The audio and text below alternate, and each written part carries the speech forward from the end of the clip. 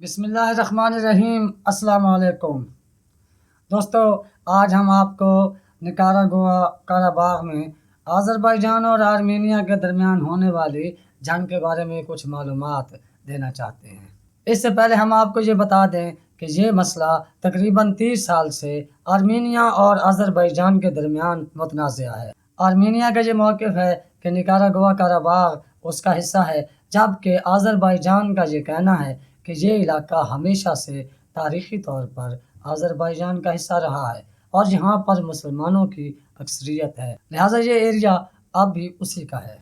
اگر اس علاقے کے کچھ تاریخی پس منظر پر ہم نظر دوڑائیں تو ہمیں یہ معلوم ہوتا ہے کہ 1918 تک یہ علاقہ خود مختار تھا۔ پھر جب روس نے سوویت یونین بنائی تو 1936 میں یہ علاقہ یونین کا حصہ بن گیا اور پھر 23 ستمبر 1989 کو اس نے اپنی خود مختاری کا اعلان کیا۔ سوویت یونین سے خود مختاری کے اعلان کے بعد 30 اگست 1991 کو اس نے باقاعدہ انڈیپینڈنس ڈے یعنی یوم آزادی منایا اور اس سے لے کر اب تک یہ مکمل آزاد اسلامی ریاست کے طور پر کام کر رہا ہے۔ 1991 سے لے کر اب تک آرمینیا نے اس کے علاقے نکورا کاراباغ پر قبضہ کر رکھا ہے۔ وہاں کی ایک تاریخی مسجد اقدام میں آرمینیا نے جنگلی جانور اور دوسرے جانور باندھ دیے تھے، اور یہ تصاویر ہم آپ کو سائٹ پر دکھا بھی رہے ہیں کہ اس میں گائے اور سور وغیرہ باندھے ہوئے ہیں، یعنی مسلمانوں کی توہین کے لیے آرمینیا نے وہاں پر اس قسم کے اقدامات اٹھائے۔ اس سے آپ کو یہ اندازہ ہو سکتا ہے کہ آرمینیا ایک قابض فورس تھی۔ اس کے علاوہ اقوام متحدہ کی تقریباً 8 قراردادیں ایسی ہیں جن میں اقوام متحدہ نے آرمینیا کو قابض فوج قرار دیا ہے، یعنی وہی سٹیٹس ہے نکورا کاراباغ کا جیسے پاکستان کے لیے کشمیر کا ہے یا فلسطین کا مسلمانوں کے لیے ہے۔ آپ کو پتہ ہے کہ فلسطین پر اسرائیل نے ناجائز قبضہ کر رکھا ہے، کشمیر اور جموں پر انڈیا نے ناجائز قبضہ کر رکھا ہے۔ اسی طرح آذربائیجان کے علاقے نکورا کاراباغ پر آرمینیا نے 30 سال سے ناجائز قبضہ کر رکھا تھا، اور ترکی بھی یہ الزام لگاتا تھا کہ آرمینیا اس کے علاقے میں لوگوں کو ٹرینڈ کر کے حالات خراب کروانے کی کوشش کر رہا ہے۔ اب ہوا یہ ہے کہ آرمینیا نے جب مقامی لوگوں پر شیلنگ شروع کی اور اس کی فوج نے لوگوں پر مزید ظلم و ستم تیز کیے اور نکورا کاراباغ کے علاقے میں فوجی کارروائی شروع کر دی، جس کا آج 5واں روز ہے، تو اس کارروائی کے نتیجے میں انہوں نے بہت سا علاقہ آزاد کروا لیا ہے۔ اس آزاد علاقے کی خبر دیتے ہوئے وہاں کی ایک ٹی وی اینکر جذباتی ہو کر رو پڑیں۔ آپ کو سائیڈ میں اس کی وہ ویڈیو نظر آ رہی ہے جس میں وہ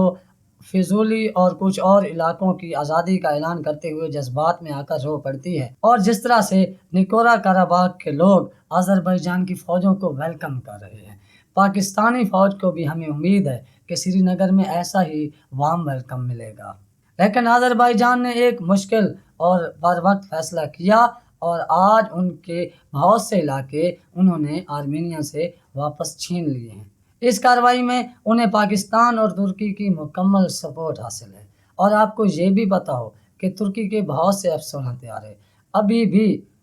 آذربائیجان میں موجود ہیں،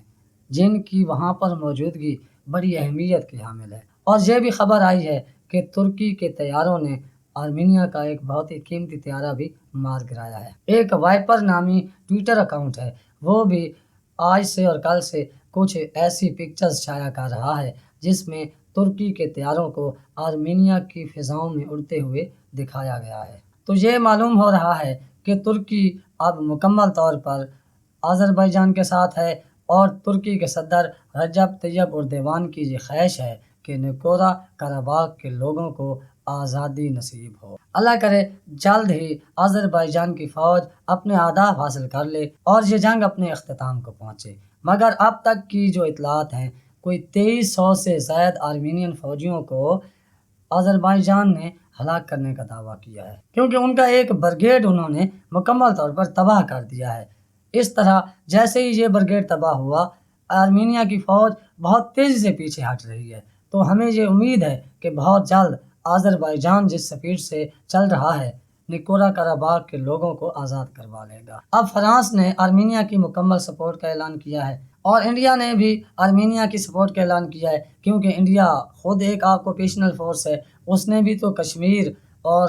جموں کے علاقے پر غیر قانونی قبضہ کر رکھا ہے، تو وہ تو اسی ملک کی سپورٹ کرے گا جو کہ خود ایک قابض فورس ہے۔ لیکن حیرت کی بات یہ ہے کہ یو اے ای اور سعودی عربیہ بھی آرمینیا کو سپورٹ کر رہے ہیں۔ اور موقف کیا دیا جا رہا ہے؟ یہ موقف دیا جا رہا ہے کہ اولڈ آٹمن امپائرز یعنی خلافت عثمانیہ کو بحال کرنے کی جو ترکی کوشش کر رہا ہے، ہم اس کو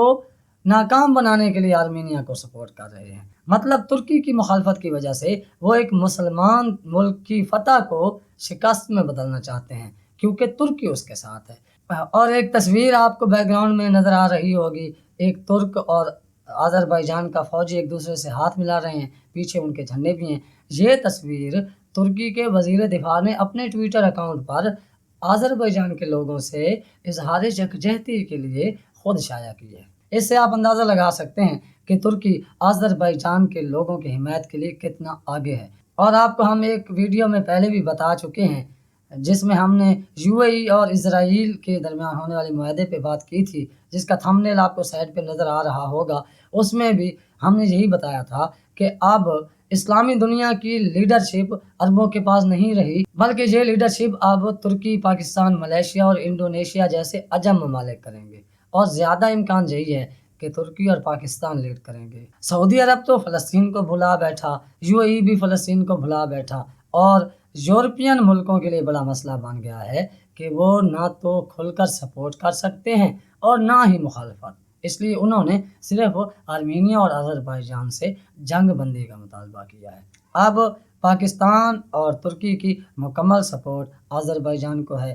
ملیشیا اور انڈونیشیا کی بھی ہے، اور ہمیں یہ امید ہے کہ جس طرح آذربائیجان ناگورنو قراباغ کو آزاد کروا رہا ہے اور اسے کامیابی بھی مل رہی ہے، انشاءاللہ ایک دن ایسا آئے گا جب فلسطین کے مسلمانوں کو بھی آزادی ملے گی،